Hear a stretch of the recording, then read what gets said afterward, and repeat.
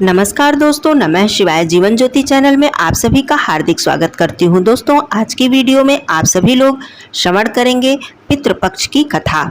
दोस्तों, पितृपक्ष में पितरों का पूजन, श्राद्ध, तर्पण, पिंडदान इत्यादि करने के साथ साथ हमें पितृपक्ष की कथा का श्रवण भी अवश्य करना चाहिए।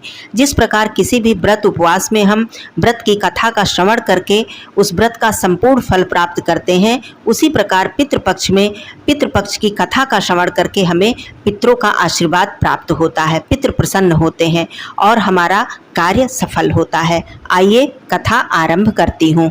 पितृपक्ष की कथा के अनुसार जोगे तथा भोगे दो भाई थे। दोनों अलग अलग रहते थे। जोगे धनी था लेकिन भोगे निर्धन था। दोनों में परस्पर प्रेम भी था।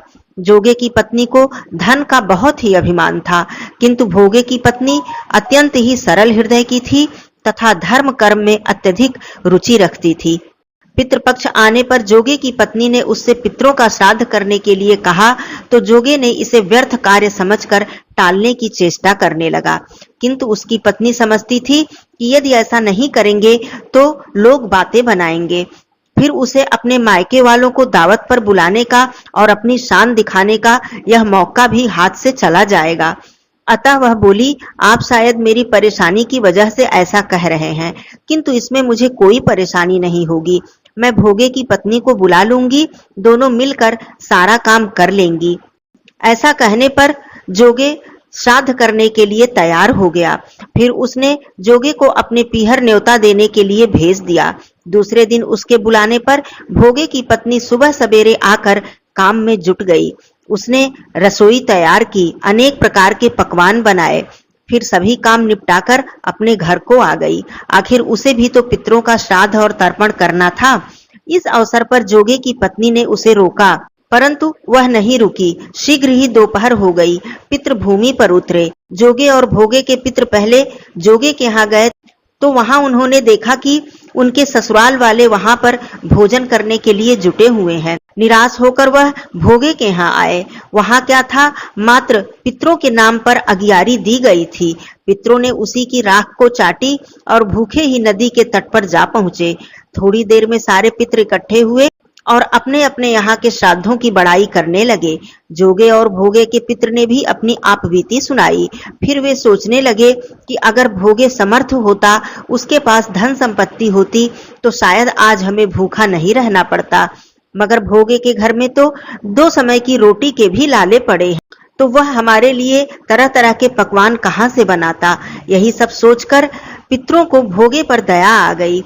अचानक वे नाच नाच कर गाने लगे, भोगे के घर में धन हो जाए, भोगे के घर में धन हो जाए। अब सांझ हो चुकी थी, परंतु दिन भर भोगे के बच्चों को कुछ भी खाने के लिए नहीं मिला था। उन्होंने अपनी माँ से कहा, माँ भूख लगी है।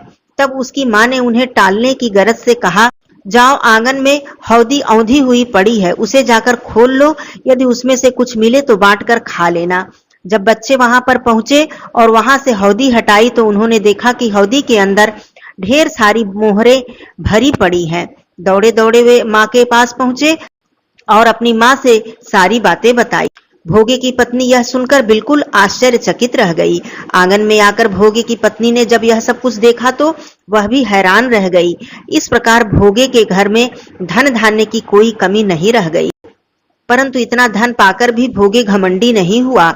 दूसरे साल जब पितृपक्ष आया तो श्राद्ध के दिन भोगे की स्त्री ने 56 प्रकार के व्यंजन बनाए। ब्राह्मणों को बुलाकर बहुत ही श्रद्धा के साथ उन्हें भोजन कराया।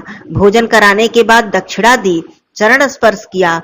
अपने जेठ और जेठानी को बुलाकर सोने और चांदी के बर्तनों में भोजन कराया। इससे पितृ बड़े ही प्रसन्न हुए तथा तृप्त हुए। जोगे की पत्नी जब भोगे के घर भोजन करने के लिए आई तो इतनी सारी धन संपत्ति देखकर वह आश्चर्यचकित रह गई। उसने भोगे की पत्नी से पूछा कि अचानक तुम्हारे पास इतना धन कहाँ से आ गया? तुम्हारे पास तो 2 वक्त की रोटी खाने के लिए भी पैसे नहीं थे।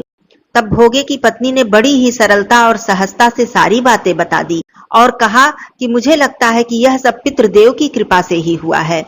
अब जोगे की पत्नी को अत्यंत ही पश्चाताप होने लगा।